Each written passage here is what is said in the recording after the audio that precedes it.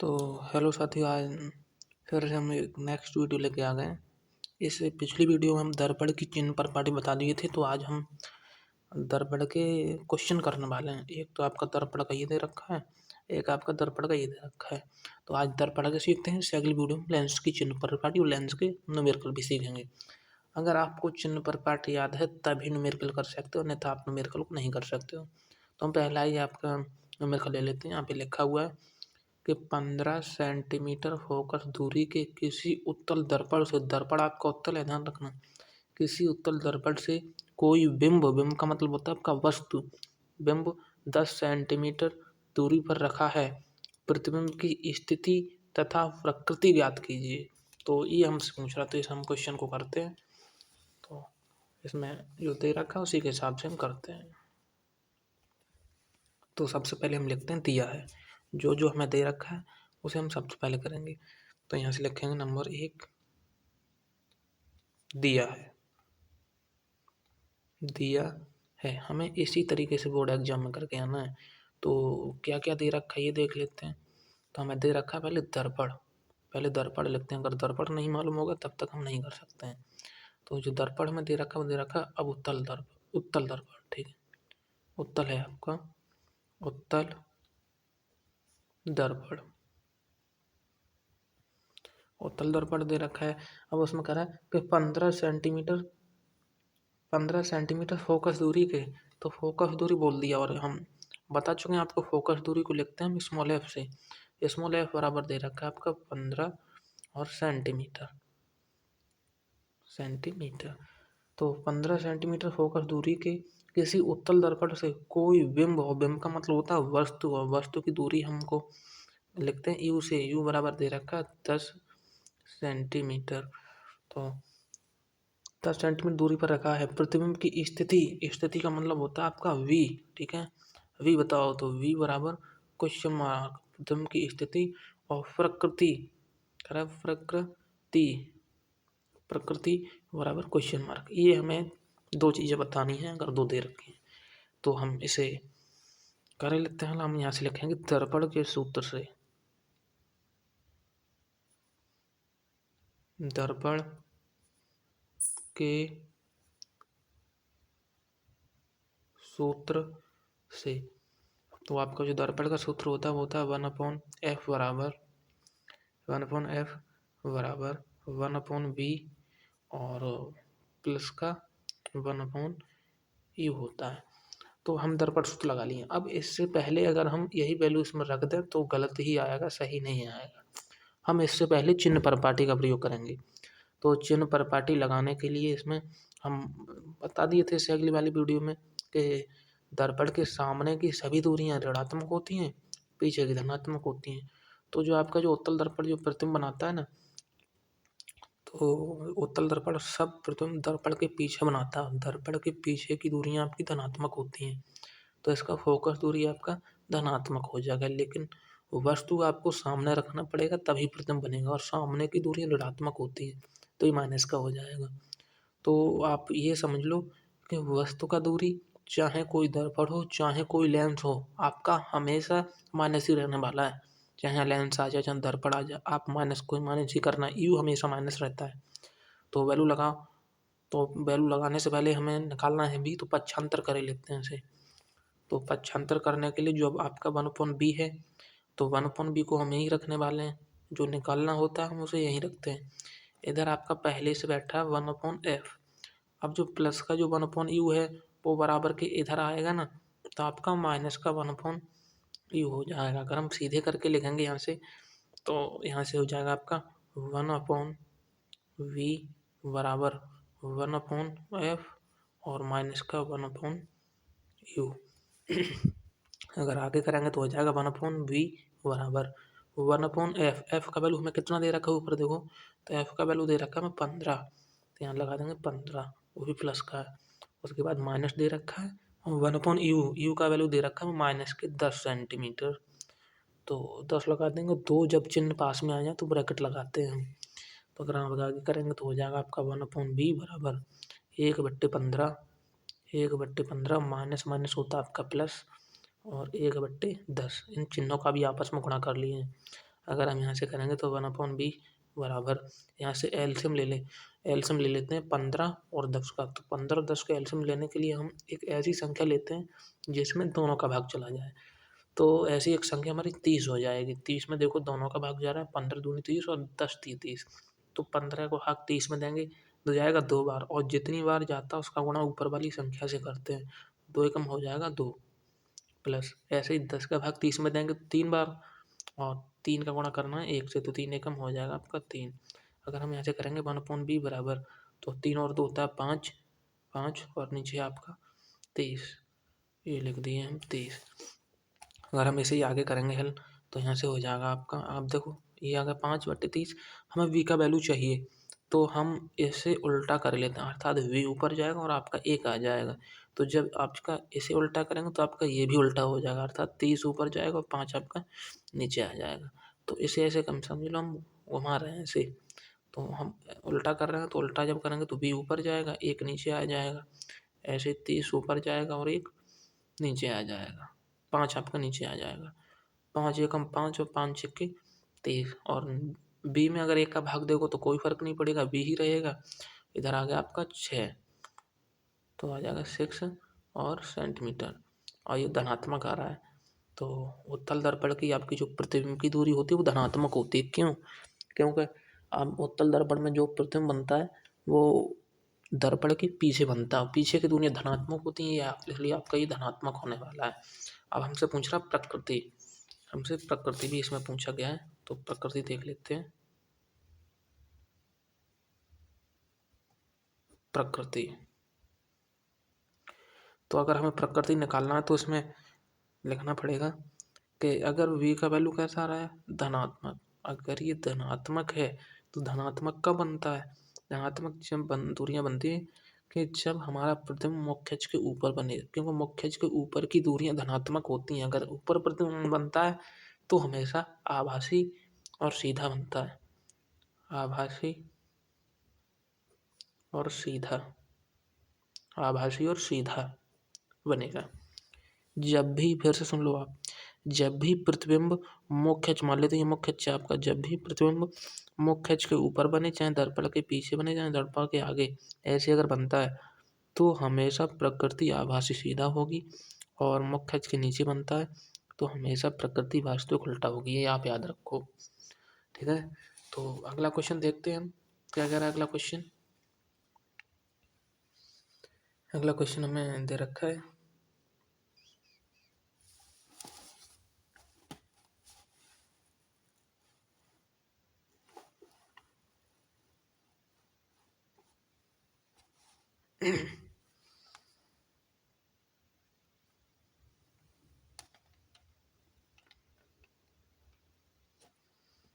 अगला क्वेश्चन देखते हैं। अगला क्वेश्चन दे रखा है हमें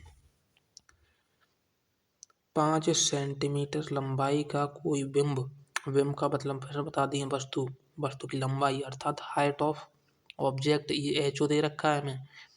वस्तु की ऊंचाई, वस्तु की लंबाई, बिंब 30 सेंटीमीटर वक्रता त्रिज्या के किसी उत्तल दर्पण के सामने 20 सेंटीमीटर दूरी पर रखा गया है। प्रतिबिंब की स्थिति, प्रकृति तथा साइज ज्ञात कीजिए। इतनी हमें निकालनी है, तो यहाँ से लिख ही लेते हैं पहले क्या क्या दे रखा है हमें। तो ये आपका दूसरा नंबर क्वेश्चन है, और लिखेंगे दिया है, दिया है, तो हमें क्या क्या दे रखा है, तो हमें दिया है दर्पण, दर्पण। तो दर्पण आपका फिर से आपका उत्तल दर्पण ही दे रखा है, लिख लेते हैं उत्तल,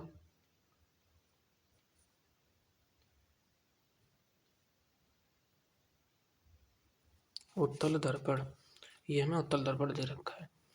उसके बाद कह रहा है कि 5 सेंटीमीटर लंबाई का कोई बिंब अर्थात हाइट ऑफ ऑब्जेक्ट, बिंब का मतलब वस्तु होता है, ये दे रखा है 5 सेंटीमीटर। और बात कर रहा है कि 5 सेंटीमीटर लंबाई को कोई बिंब, 30 सेंटीमीटर वक्रता त्रिज्या, वक्रता त्रिज्या को लिखते हैं कैपिटल आर से, ये दे रखा है हमें 30 सेंटीमीटर। आगे ये हमें दे रखा है, उसके आगे कह रहा है कि दर्पण के सामने 20 सेंटीमीटर की दूरी पर रखा गया है। तो दर्पण के सामने 20 सेंटीमीटर कौन रखा गया है? तो सामने हमेशा वस्तु रखा जाता है, तो ये 20 सेंटीमीटर की दूरी पर रखा गया है। तो कह रहा प्रतिबिंब की स्थिति अर्थात हमें v निकालनी है। v बराबर क्वेश्चन मार्क। प्रतिबिंब की स्थिति, प्रकृति, तो प्रकृति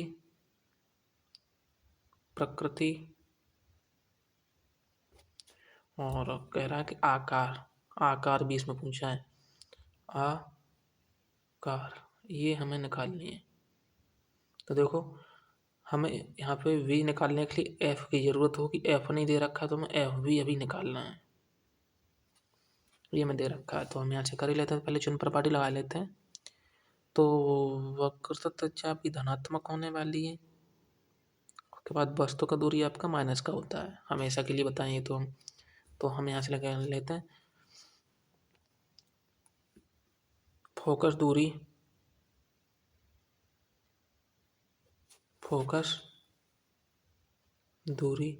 और वक्रता त्रिज्या के संबंध से हम आपको बता दिए थे, जो फोकस दूरी होती है ना, वो वक्रता त्रिज्या की आधी होती है, अर्थात r/2। और r का वैल्यू कितना दे रखा है? 30। नीचे कितना है? 2 का भाग करोगे तो यहाँ से जो फोकस आएगा वो कितना आ जाएगा? 15 सेंटीमीटर। ये फोकस दूरी आ चुकी है आपकी। उसके बाद निकालते हैं हम v। तो फिर से लिखेंगे दर्पण सूत्र से।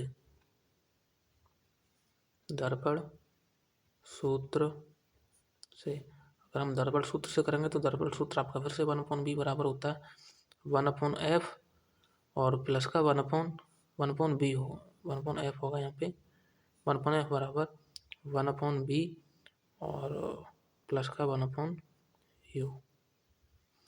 हमें 1/b निकालना है तो 1/b यहीं रहेगा। इधर बैठा है आपका 1/f और जो प्लस का 1/u है वो इधर जाके हो जाएगा माइनस का 1/u।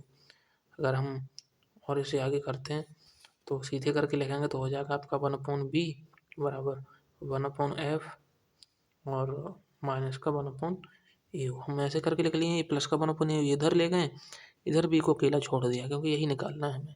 तो वैल्यू लगाते हैं 1/b बराबर। अब देखो f का वैल्यू कितना दे रखा है हमें, तो f का वैल्यू हमें दे रखा है यहाँ से f का हमें अभी निकाला नहीं 15 सेंटीमीटर ये दे रखा है 15 और माइनस u कितना दे रखा है, तो u हमें दे रखा है यहाँ पे माइनस के 20 सेंटीमीटर। तो माइनस के लगा लेते हैं माइनस के 20।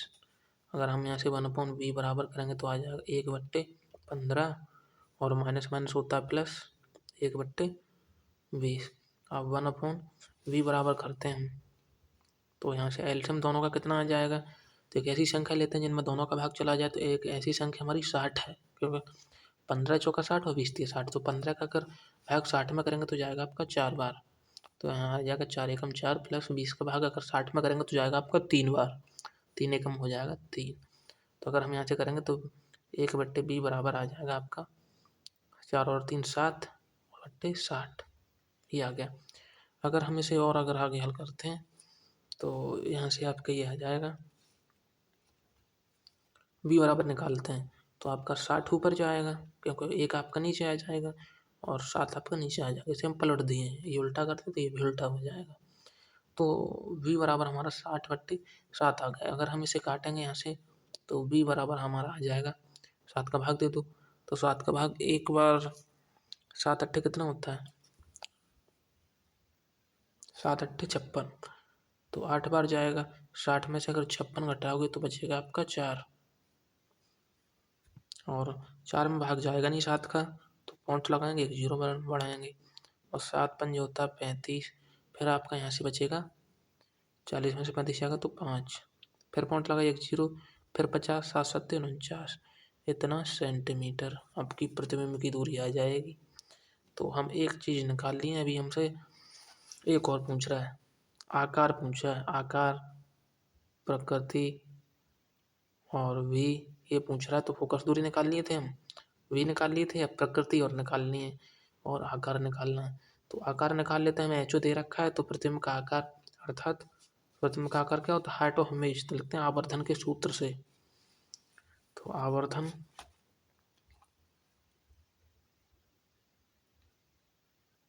के